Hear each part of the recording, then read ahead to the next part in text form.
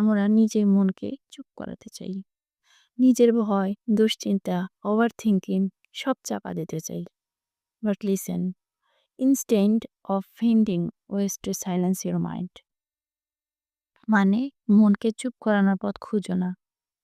কারণ তোমার মাইন্ড তোমার এনওয়াই না, ও শুধু তোমার কিছু বলতে চায়।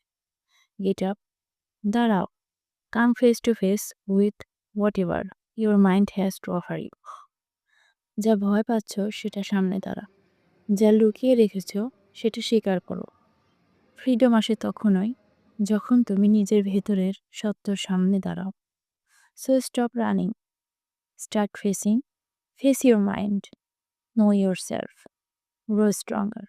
আমি বই পড়তে ভীষণ ভালোবাসি, আর আমি চাই এই ভালোবাসাটা ছড়িয়ে পড়ুক সবার মাঝে। পাশে থেকো।